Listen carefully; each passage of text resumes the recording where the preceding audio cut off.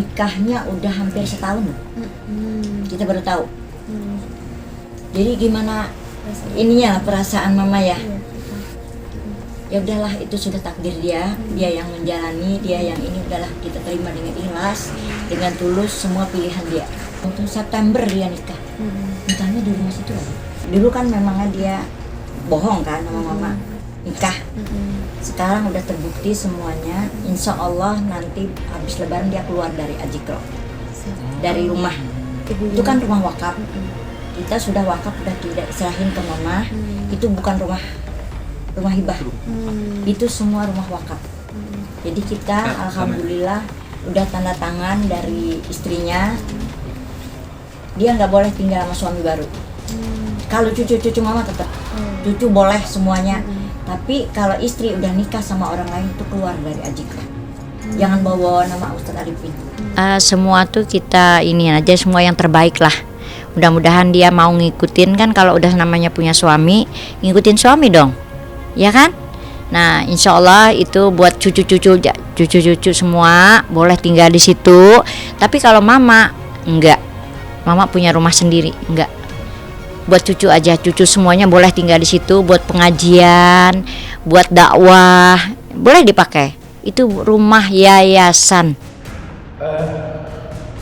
Sepengetahuan saya sekarang bulan Mei ya, Umi Yuni masih menempati rumah hiburan.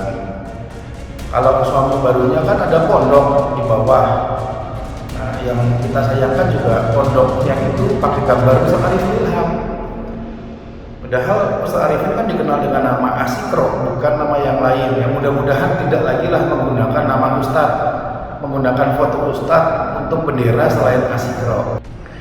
Ya, itu kan jelas ya ketika Ustadz di depan banyak orang membuat wasiat bahwa rumah dan tanah yang beliau tinggali itu beliau wakafkan, dan untuk anak-anak, istri, umat yang meneruskan perjuangan.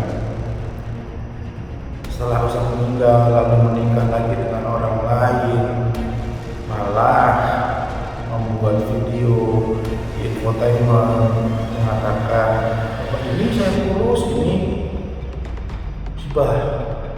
Pengacaranya juga bilang ada di TV kan, ini yang orang-orang luar sana pertanyakan, ini hibah. Subhanallah ya.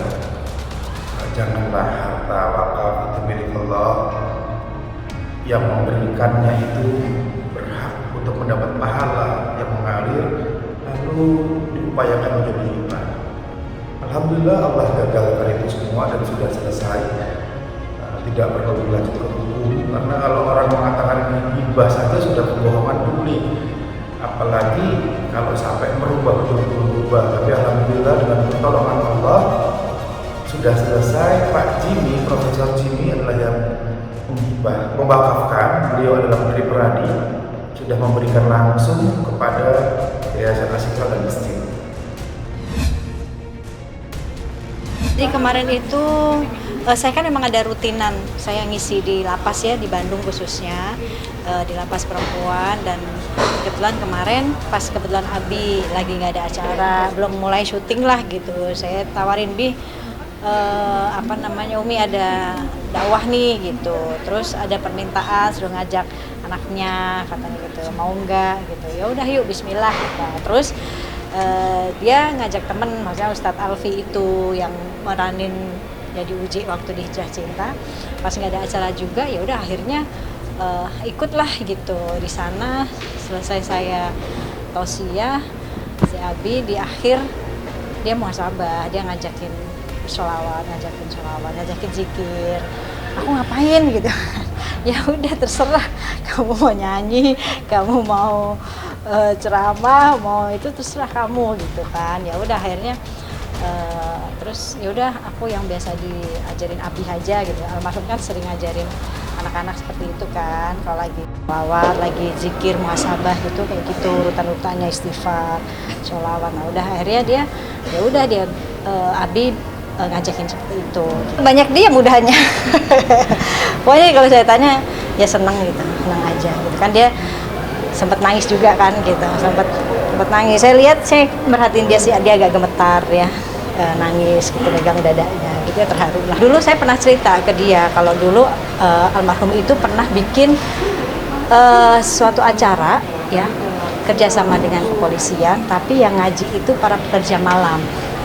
Nah ini kan tantangan yang luar biasa ya, maksudnya kita kalau saya kayak dakwah, yang didakwain orang-orang yang sudah ngerti ilmu majelis taklim, ya itu biasa gitu, tapi siapa yang mau merangkul mereka gitu, karena kalau dakwah itu kan kita nggak memukul mereka gitu, bukan memukul dengan tubuh kita, tapi kadang kan ada orang yang dakwah tapi memukul dengan lisan, yang akhirnya menyakiti hati orang yang mendengar gitu, merasa lebih baik gitu kan ya. Itu jadi dakwah itu merangkul bukan memukul. Nah itu almarhum waktu itu bikin acara itu lama banget, tahun berapa itu ya. Nah itu bikin yang datang itu para pekerja malam. Kita nggak menjudge mereka dengan pakaian seadanya mereka ngaji gitu, karena saat itu kan mereka harus kerja ya. Jadi akhirnya ya udah duduk semuanya, diajak zikir, sholawat yang seperti Abi tadi gitu, diajak muhasabah, diajak ingat lagi sama orang tua. Ya akhirnya alhamdulillah setelah itu banyak sekali yang hijrah, yang bertobat, dan akhirnya kita kerjasama dengan UMKM untuk memberikan mereka pekerjaan. Kan kita harus memberikan solusi dong saat orang mau keluar dari pekerjaannya yang mungkin bagi dia ini nggak baik, akhirnya kita harus memberikan solusi. Sebenarnya saya sama almarhum tuh orang tua yang tidak lepas mendidik agama, mengingatkan, keras banget kita. Apalagi saya paling bawel untuk urusan agama ya. Dan almarhum kalau kebiasaannya almarhum kalau subuh itu udah teriak, udah bangunin anak-anak, walaupun anak masih kecil-kecil karena dipaksa. Ya, kalau enggak disabet.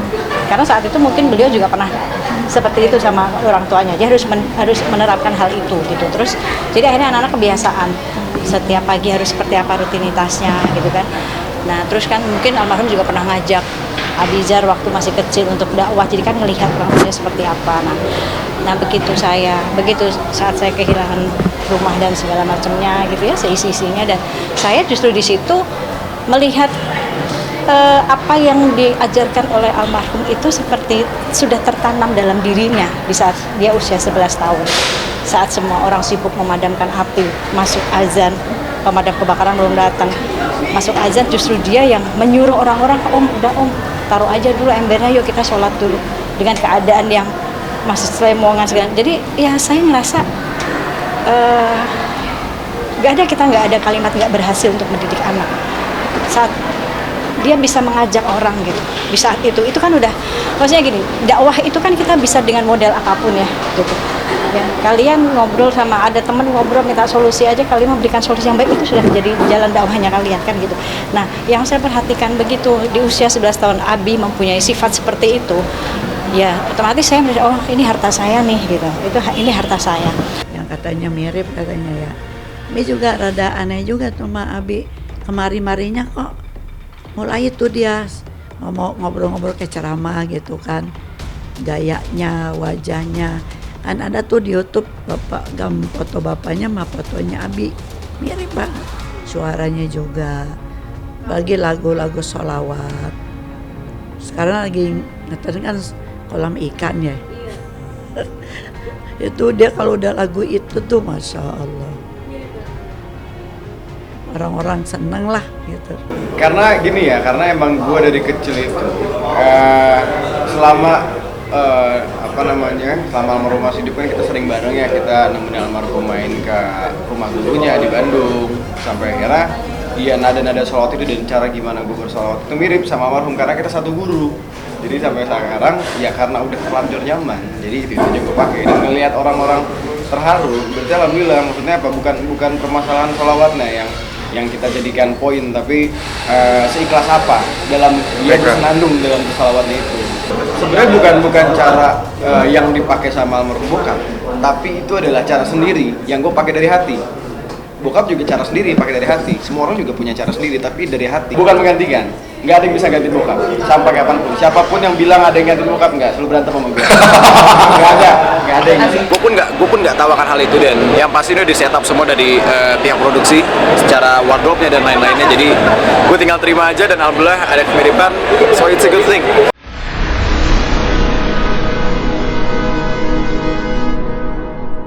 Jadi jangan lupa untuk subscribe Cumi Cumi. Ditekan ya tombol lonceng merahnya.